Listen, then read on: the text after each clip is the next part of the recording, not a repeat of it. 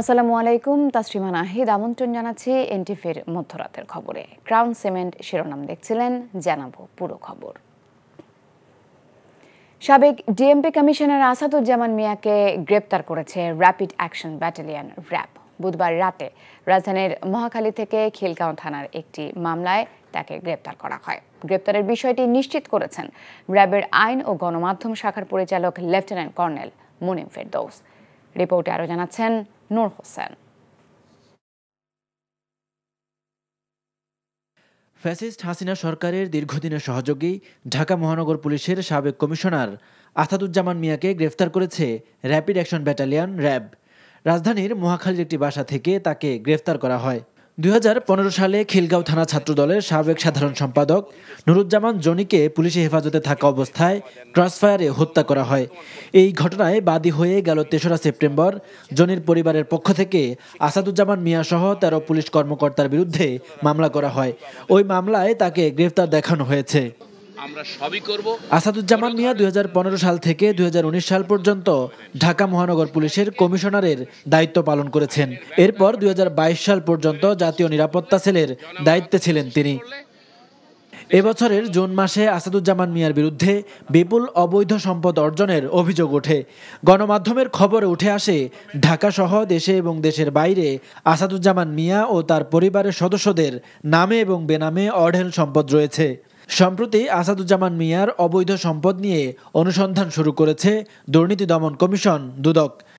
নূর Hossain, NTV news, Dhaka. রাষ্ট্রের সাংবিধানিক সংস্কারের জন্য 6 জনকে প্রধান করে 6টি কমিশন গঠনের সিদ্ধান্ত নিয়েছে অন্তর্বর্তী সরকার।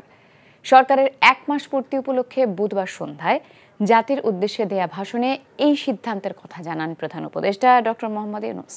সংস্কারের গুরু দায়িত্ব অন্তর্বর্তী সরকারকে দিয়ে দর্শকের গ্যালারিতে বসে না থেকে সরকারকে সহযোগিতার আহ্বান জানান তিনি। বলেন, একটি নতুন জনপ্রশাসন কাঠামো দাঁড় করানো সরকারের প্রথম মাসের বড় অর্জন।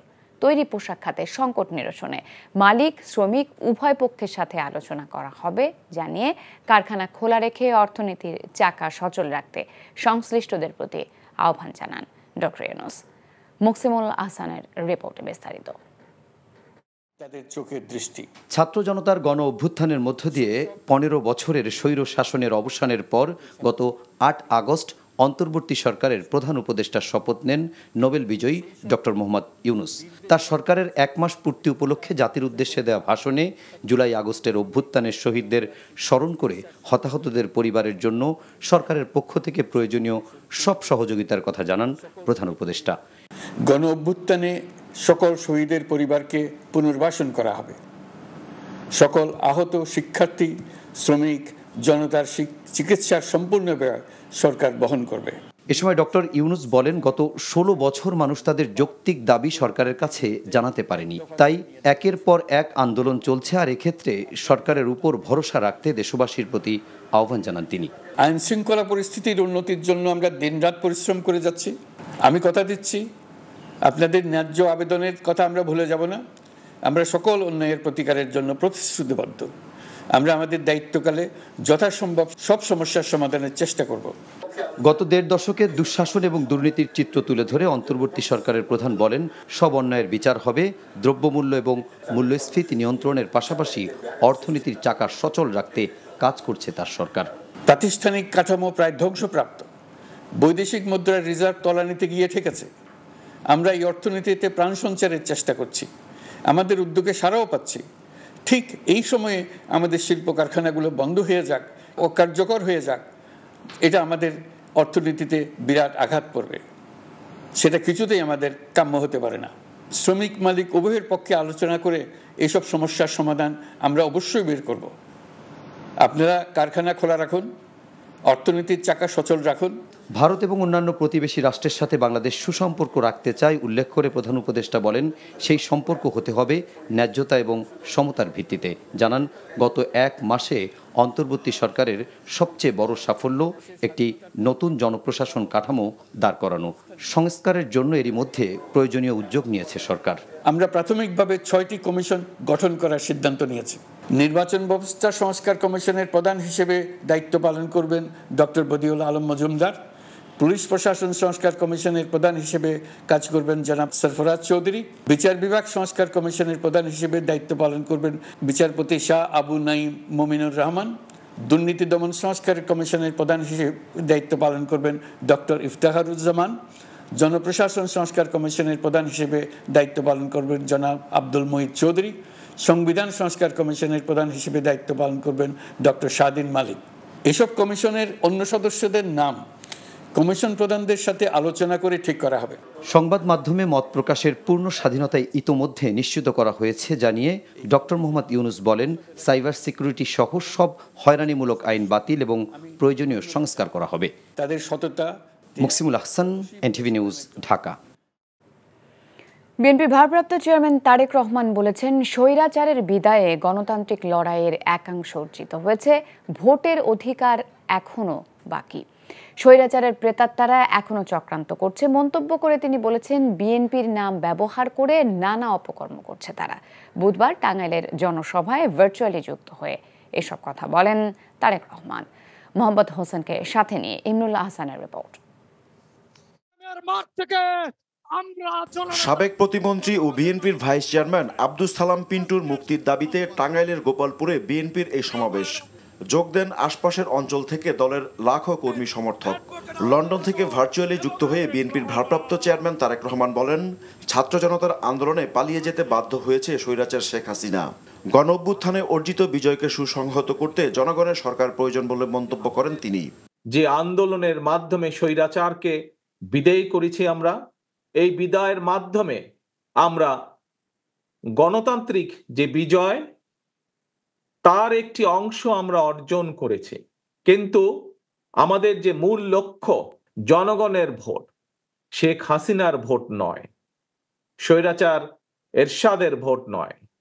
যেই ভোট যুদ্ধের জন্য, যে গণতান্ত্রিক অধিকার রক্ষার জন্য বিএনপি জনগণকে সাথে নিয়ে বছরের পর বছর আন্দোলন সংগ্রাম করেছে, আমাদের সেই লক্ষ্য অর্জন করতে হবে। বিএনপির নাম ব্যবহার করে আওয়ামী লীগ চক্রান্ত করছে বলে অভিযোগ করেন তারেক রহমান। স্বৈরাচার বিদায় হয়েছে, স্বৈরাচারের প্রেতাত্মারা কিন্তু এখনো ঘোরাফেরা করছে। তারা আপনাদের এই প্রিয় দল, বাংলাদেশের মানুষের প্রিয় দল, এই দলের নাম ব্যবহার করে অনেকে বিভিন্ন রকম অনৈতিক কাজের সাথে সম্পৃক্ত হয়েছে। পরিষ্কারভাবে আমি জানিয়ে দিতে চাই, এই ষড়যন্ত্র করে কোনো লাভ হবে না। বাংলাদেশের গণতান্ত্রিক আমি মানুষ এবং শহীদ জিয়া, খালেদা জিয়ার প্রকৃত সৈনিক যারা, তারা এই ব্যাপারে প্রতিবাদ প্রতিরোধ গড়ে তুলবে এবং যে কোনোভাবেই এই ষড়যন্ত্রের দাঁত ভাঙা জবাব তারা দিবে। ক্ষমতায় গেলে খাল খনন কর্মসূচি পুনরায় চালু এবং উন্নয়ন ও উৎপাদনের রাজনীতি চালুর প্রতিশ্রুতি দেন বিএনপির ভারপ্রাপ্ত চেয়ারম্যান। সে কারণেই আজকে ৮,০০০ কিলোমিটার দূরে থাকলেও আপনাদের থেকে আমার মন পড়ে আছে বাংলাদেশের মাটিতে, বাংলাদেশের প্রতিটি ইঞ্চি মাটিতে। আমি চেষ্টা করছি বাংলাদেশের কোন অঞ্চলে কোন সম্ভাবনা আছে, যেই সম্ভাবনাকে কাজে লাগালে, যেই সম্ভাবনার দ্বারকে উন্মোচন করতে পারলে বাংলাদেশের মানুষের ভাগ্যের পরিবর্তন করা সম্ভব। জনগণই বিএনপির রাজনীতির মূল শক্তি বলেও মন্তব্য করেন তারেক রহমান। গোপালপুর বলেন, মধুপুর বলেন। Imrul Ahsan, NTV news, Dhaka. BNP স্থায়ী কমিটির সদস্য আমির খসরু মাহমুদ চৌধুরী বলেছেন, অন্তর্বর্তীকালীন সরকারকে নির্বাচনের জন্য নির্দিষ্ট সময় বেঁধে দিয়ে চাপ সৃষ্টি করবে না বিএনপি। নির্বাচন কমিশন গঠন সহ প্রয়োজনীয় সংস্কার শেষে নির্বাচন আয়োজন করতে দলটি সরকারকে সহায়তা করবে। এদিকে আগামী সপ্তাহে 2 দিনের কর্মসূচি ঘোষণা করেছে বিএনপি। রাজধানীতে আলাদা অনুষ্ঠানে দলটির নেতারা এসব তথ্য জানান। রিপোর্ট করছেন কায়কোবাদ মাহমুদ। ঢাকায় নিযুক্ত অস্ট্রেলিয়ার হাইকমিশনার নার্দিয়া সিমসন বিএনপির প্রতিনিধি দলের সাথে বৈঠক করেন। গুলশানে চেয়ারপারসনের কার্যালয়ে প্রতিনিধি দলের সাথে বৈঠকের পর গণমাধ্যমের সাথে কথা বলেন আমির খসরু মাহমুদ চৌধুরী। জানান, দ্বিপাক্ষিক সম্পর্ক, রোহিঙ্গা সমস্যা, নির্বাচন সহ বিভিন্ন বিষয়ে আলোচনা হয়েছে। এই প্রেক্ষাপটে বর্তমান প্রশ্নের জবাবে বলেন, সরকারকে নির্বাচন আয়োজনে সহায়তা করবে বিএনপি। একটা সময় দিয়ে তাদের উপর চাপ সৃষ্টি করতে চাচ্ছি না। আমরা চাচ্ছি সরকার সফলভাবে তাদের কাজগুলো করুক এবং যত তাড়াতাড়ি সম্ভব, যেমন নির্বাচন কমিশন চলে গেছে, নির্বাচন কমিশন গঠন করতে হবে এবং নির্বাচন কমিশন গঠনের পরে নির্বাচন প্রক্রিয়ার কাজটা শুরু হতে হবে। তা আমি নিশ্চিত শেখ হাসিনা তারা খুব দ্রুত করবে। এদিকে নয়াপল্টনে বিএনপির কেন্দ্রীয় কার্যালয়ে যৌথ সভা শেষে নতুন কর্মসূচি ঘোষণা করেন দলটির স্থায়ী কমিটির সদস্য ডক্টর AZM জাহিদ হোসেন। গণতন্ত্র উদ্ধার করতে যে যারা শাহাদত বরণ করেছেন, আমরা তাদেরকে স্মরণ করব। 14 তারিখে বিকেল 3টা থেকে বিকেল 5টার মধ্যে কেন্দ্রীয় শহীদ মিনারে সেটি অনুষ্ঠিত হবে। আর গণতন্ত্রের সমাবেশ হবে বিএনপির 15 তারিখে। Kaykobad Mahmud, NTV news, Dhaka. 59 জেলায় ডিসি নিয়োগকে কেন্দ্র করে জনপ্রশাসন মন্ত্রণালয়ে সৃষ্ট বিশৃঙ্খলা তদন্তের 1 সদস্যের কমিটি গঠন করা হয়েছে বলে জানিয়েছেন জনপ্রশাসন সচিব মোখলেসুর রহমান।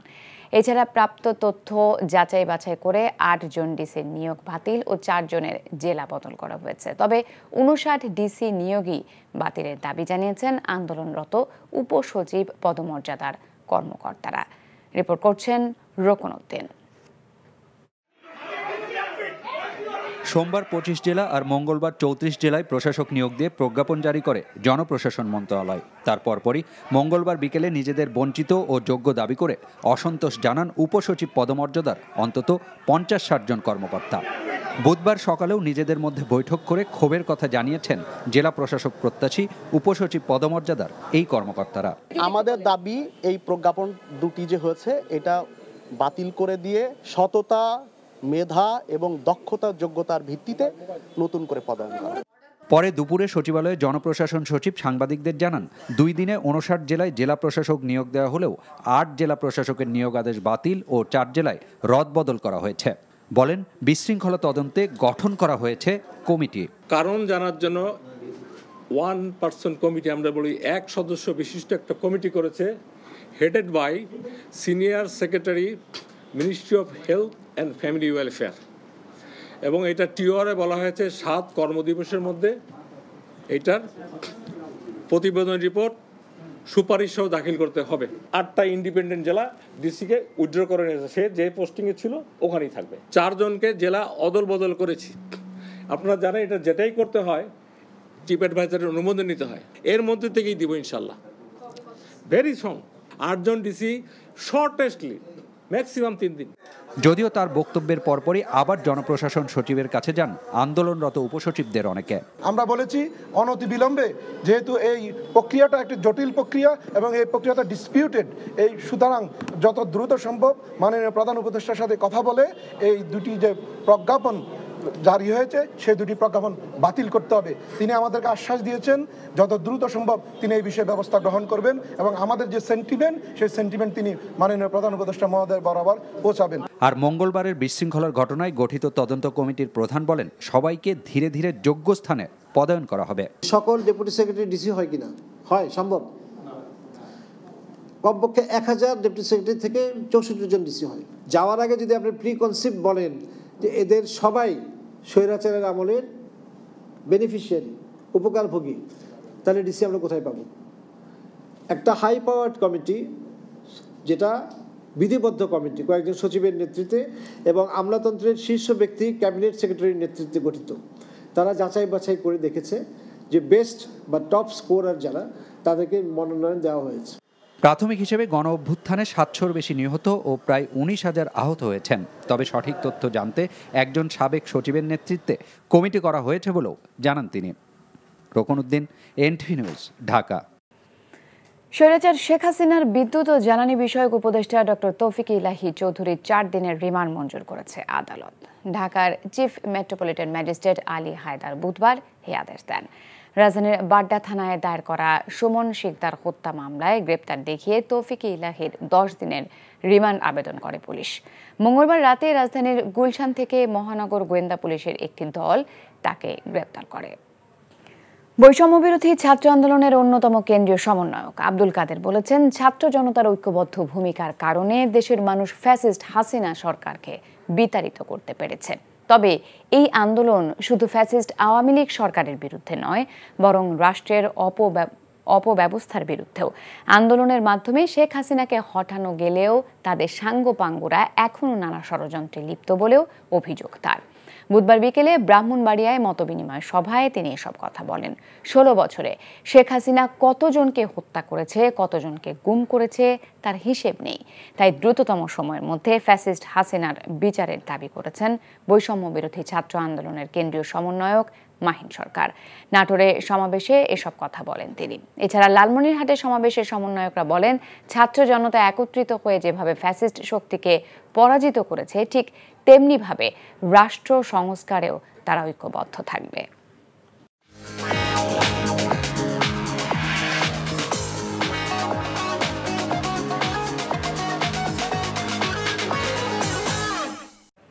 নগদ নিবেদিত অর্থনীতির খবর। ব্যবসায়ীদের শীর্ষ সংগঠন এফবিসিসিআই এর প্রশাসক হিসেবে নিয়োগ পেয়েছেন বাংলাদেশ প্রতিযোগিতা কমিশনের সদস্য হাফিজুর রহমান। এফবিসিসিআই এর সভাপতি পদ থেকে মাহবুবুল আলমের পদত্যাগের পর নতুন প্রশাসক নিয়োগ দেওয়া হয়। বাণিজ্য সংগঠন আইন অনুযায়ী প্রশাসক নিয়োগ দেওয়া হয়েছে। বুধবার বাণিজ্য মন্ত্রণালয়ে জারি করা প্রজ্ঞাপনে এই তথ্য জানানো হয়। এতে উল্লেখ করা হয়, নিয়োগকৃত প্রশাসক 120 দিনের মধ্যে একটি সুষ্ঠু ও নিরপেক্ষ নির্বাচন অনুষ্ঠানের ব্যবস্থা করবেন এবং নির্বাচিত কমিটির কাছে দায়িত্ব হস্তান্তর করে মন্ত্রণালয়কে অবহিত করবেন। এই ছিল মধ্যরাতের খবরে। এই খবরের ভিডিও সহ আপডেট জানতে ভিজিট করুন এনটিভি অনলাইন www.ntvbd.com। এছাড়াও এনটিভির জনপ্রিয় সব অনুষ্ঠান ও খবরের আপডেট জানতে ভিজিট করুন আমাদের ইউটিউব ও ভেরিফাইড ফেসবুক পেজে। সকাল 7:30টায় সকালের খবর দেখার আমন্ত্রণ রইল। ধন্যবাদ সবাইকে।